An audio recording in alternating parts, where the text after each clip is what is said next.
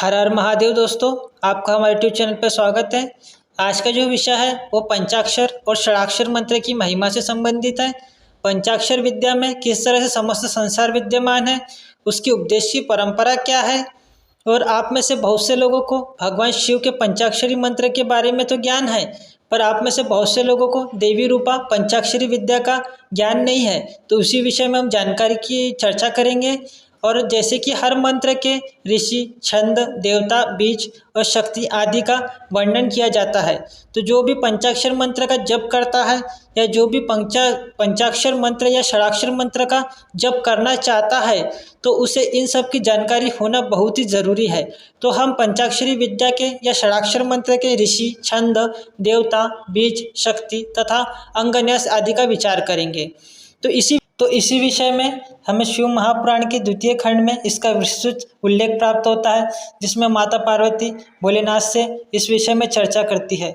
माता पार्वती भोलेनाथ से पूछती है और कहती है, महेश्वर, दुर्जय, दुर्लग्न एवं कलुषित कलिकाल में जब सारा संसार धर्म से विमुख हो पापमय अंधकार से आच्छादित हो जाएगा, वर्ण और आश्रम संबंधी आचार नष्ट हो जाएंगे, धर्म संकट उपस्थित हो जाएगा, सबका अधिकार संदिग्ध और अनिश्चित और विपरीत हो जाएगा, उस समय उपदेश की परंपरा भी नष्ट हो जाएंगी और गुरु शिष्य की परंपरा भी जाती रहेंगी। ऐसी परिस्थिति में आपके भक्त किस उपाय से मुक्त हो सकते हैं? तो इसी विषय पे महादेव जी माता पार्वती से कहते हैं, देवी, कलिकाल के मनुष्य मेरी परम मनोरम पंचाक्षरी विद्या का आश्रय ले भक्ति से भावचित होकर संसार बंधन से मुक्त हो सकते हैं, जो अकथनीय और अचिंतनीय है।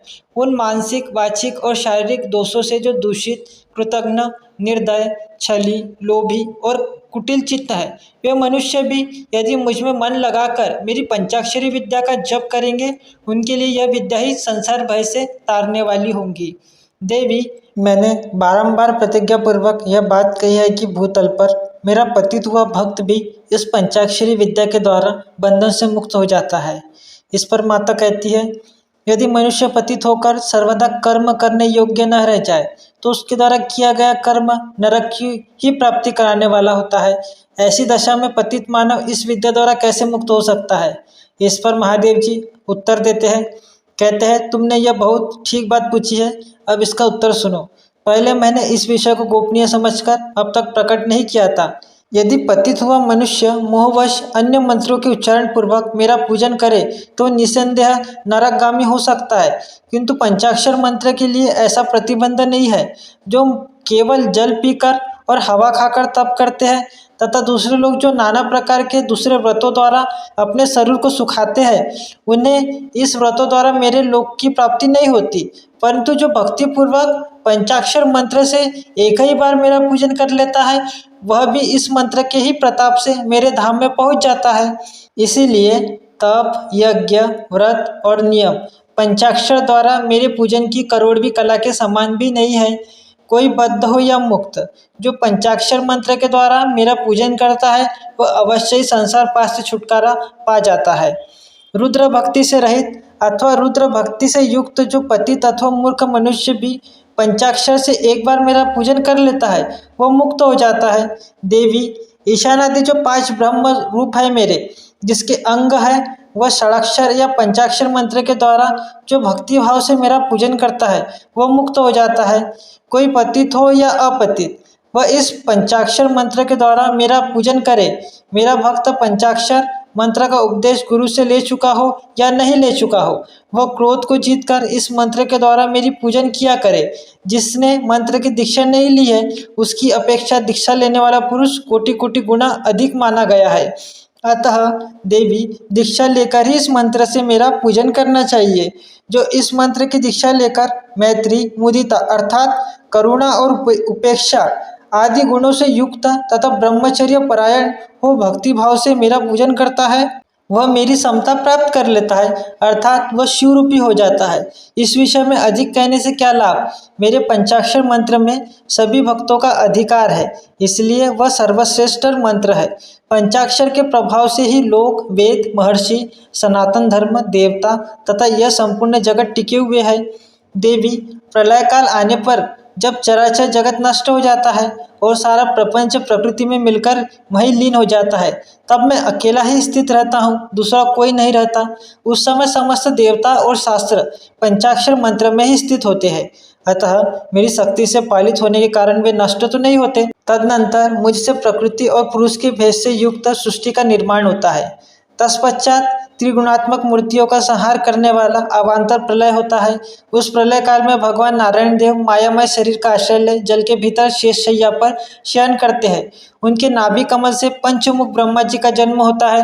ब्रह्मा जी तीनों लोगों की सृष्टि करना चाहते थे, किंतु कोई सहायक न होने से उसे नहीं कर पाते थे। तब उन्होंने पहले अमित तेजस्वी 10 महर्षियों की सृष्टि की, जो उनके मानस पुत्र कहे गए हैं।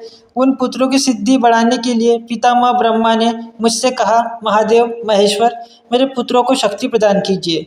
उनके इस प्रकार प्रार्थना करने पर 5 मुख धारण करने वाले मैंने ब्रह्मा जी के प्रति प्रत्येक मुख से एक एक अक्षर के क्रम से 5 अक्षरों का उपदेश किया। लोक पितामह ब्रह्मा जी ने भी अपने 5 मुखों द्वारा क्रमशः उन 5 अक्षरों को ग्रहण किया और वाच्यवाचक भाव से मुझ महेश्वर को जाना। मंत्र के प्रभाव को और मंत्र के प्रयोग को जानकर प्रजापति ने विधिवत उसे सिद्ध किया। तत्पश्चात उन्होंने अपने पुत्रों को यथावत रूप से उस मंत्र का और उसके अर्थ का भी उपदेश किया। साक्षात लोक पितामह ब्रह्मा से उस मंत्र रत्न को पाकर मेरी आराधना की इच्छा रखने वाले उन मुनियों ने उनकी बताई हुई पद्धति से उस मंत्र का जप करते हुए सुमेरु के रमणीय शिखर पर मुंजवान पर्वत के निकट 1 सहस्त्र दिव्य वर्षों तक तीव्र तपस्या की। वे लोग सृष्टि के लिए अत्यंत उत्सुक थे, इसलिए वायु पीकर कठोर तपस्या में लग गए। जहाँ उनकी तपस्या चल रही थी वह श्रीमान मुंजवान पर्वत सदा ही मुझे प्रिय है और मेरे भक्तों ने निरंतर उसकी रक्षा की है। उन ऋषियों की भक्ति देखकर मैंने तत्काल उन्हें प्रत्यक्ष दर्शन दिया और उन आर्य ऋषियों को पंचाक्षर मंत्र के ऋषि, छंद, देवता, बीज, शक्ति, कीलक, षडंगन्यास, दिग्बंध और विनियोग, इन सब बातों का पूर्ण रूप से ज्ञान कराया।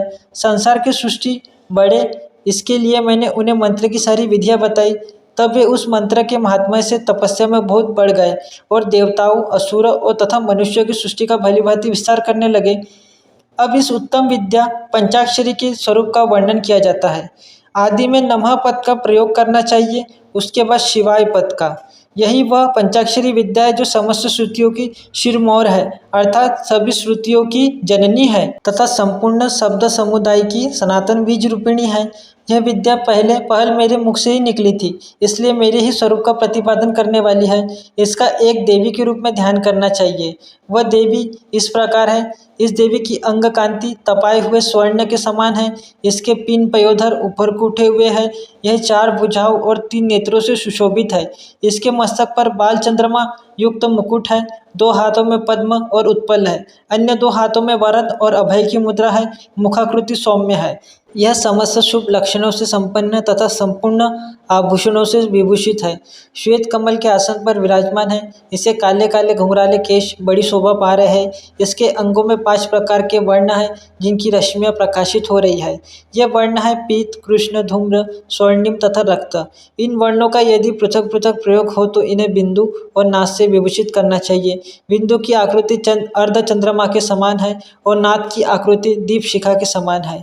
अब महादेव जी माता पार्वती से पंचाक्षर मंत्र के बीज, शक्ति, ऋषि और उनके देवताओं के वर्णन का विस्तार से जानकारी प्रदान करते हैं। इस पर महादेव जी कहते हैं, यो तो इस मंत्र के सभी अक्षर बीज रूपी है, तथापि उनमें से दूसरे अक्षर को इस मंत्र का बीज समझना चाहिए।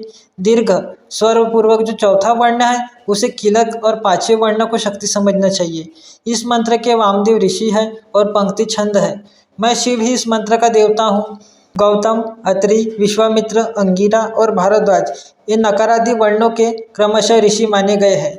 गायत्री, अनुष्टुप, त्रिष्टुप, बृहति और विराट ये क्रमशः 5 अक्षरों के छंद हैं।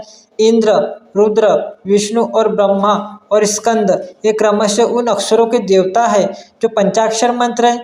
जो पांचों जो पंचाक्षर मंत्र में जो बीज है उनके देवता इस प्रकार है। इस पर महादेव जी कहते हैं इंद्र, रुद्र, विष्णु, ब्रह्मा और स्कंद जो 5 देवता है यही पंचाक्षर मंत्र के देवता है। मेरे पूर्व आदि चारों दिशाओं के तथा ऊपर के जो 5 मुख है इन नकार आदि अक्षरों के क्रमशः निवास स्थान है। बीज प्रणव मेरा विशाल हृदय है, नकार सिर कहा गया है, मकार शिखा है, शी कवच है, व नेत्र है और यकार अस्त्र है। इन वर्णों के अंत में अंगों के चतुर्यंत रूप के साथ क्रमशः नमः, स्वाहा, वषट, हुम, वषट और फट जोड़ने से अंगन्यास होता है। अब यहाँ पे महादेव जी बड़ा ही गुप्त ज्ञान प्रस्तुत करते हैं। जो पंचाक्षरी विद्या है उसी में थोड़े से भेद के साथ यह माता का मूल मंत्र कैसे हो जाता है इस विषय में महादेव जी जानकारी देते हैं। महादेव जी कहते हैं देवी थोड़े से भेद के साथ यह तुम्हारा भी मूल मंत्र है। उस पंचाक्षर मंत्र में जो 5वां वर्ण यह है उसमें 12वें स्वर से विभूषित किया जाता है, अर्थात नमः शिवाय के स्थान में नमः शिवाय कहने से देवी का मूल मंत्र हो जाता है। अतः साधक को चाहिए कि वह इस मंत्र से मन, वाणी और शरीर के भेद से हम दोनों का पूजन, जप और होम आदि करें। मन आदि के भेद से यह पूजन 3 प्रकार का होता है, मानसिक, वाचिक और शारीरिक। देवी जिसकी जैसी समझ हो, जिसे जितना समय मिल सके, जिसकी जैसी बुद्धि, शक्ति, संपत्ति, उत्साह एवं योग्यता और प्रीति हो, उसके अनुसार वह शास्त्र विधि से जब कभी, जहाँ कहीं अथवा जिस किसी भी साधन द्वारा मेरी पूजा करता है उसकी की हुई वो पूजा उसे अवश्य मोक्ष की प्राप्ति करा देती है। सुंदरी, मुझ में मन लगाकर जो कुछ क्रम या व्यतु क्रम से किया गया हो वह कल्याणकारी अथवा मुझे प्रिय होता है। तथापि जो मेरे भक्त है और कर्म करने में अत्यंत विवश यानी कि असमर्थ नहीं हो गए हैं उनके लिए सब शास्त्रों में मैंने ही नियम बनाए हैं, उन नियमों का उन्हें पालन करना चाहिए। इस प्रकार दोस्तों हमने आपको पंचाक्षर मंत्र नमः शिवाय और षडाक्षर मंत्र ओम नमः शिवाय के ऋषि, छंद, देवता, शक्ति और षडांग न्यास, विनियोग आदि की जानकारी दी और इसकी मूल प्रकृति क्या है, इसकी शक्ति क्या है और किस प्रकार ये थोड़े से ही भेद के साथ माता का भी मूल मंत्र बन जाता है, ये हमने आपको जानकारी दी।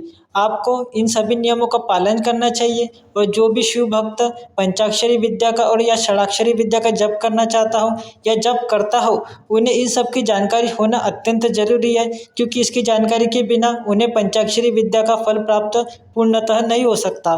तो इसी विद्या के द्वारा जो शिव भक्त है या जो शिव भक्ति करना चाहते हैं वो इस मंत्र का सहारा लेके मोक्ष की प्राप्ति कर सकते हैं। इस प्रकार हमें शिव शास्त्रों में यह जानकारी प्राप्त होती है कि जिसने दीक्षा ग्रहण नहीं की है उसके मुकाबले दीक्षा ग्रहण कर चुके व्यक्ति का जप अनंत कोटि गुना फलदायी होता है। तो इसीलिए हमें दीक्षा ग्रहण करके ही जप करना चाहिए। इस प्रकार हमें यह सारी जानकारी विभिन्न शिव शास्त्रों, शिव आगमों में हमें प्राप्त होती है। अगर हम समर्थ हो तो हमें सभी तरह से पंचाक्षरी विद्या या षडाक्षरी विद्या के नियमों का पालन करना चाहिए, क्योंकि भगवान शिव के द्वारा ही निर्धारित किए गए हैं। आशा है आप सभी को पंचाक्षरी विद्या, षडाक्षरी विद्या से संबंधित यह जानकारी पसंद आई होंगी, जो कि सभी शिव भक्तों के लिए अत्यंत गोपनीय और अत्यंत महत्वपूर्ण थी। ऐसी ही जानकारी के लिए आप हमारे चैनल को सब्सक्राइब कीजिए, वीडियो को लाइक कीजिए और शेयर कीजिए। हर हर महादेव, जय माँ काली।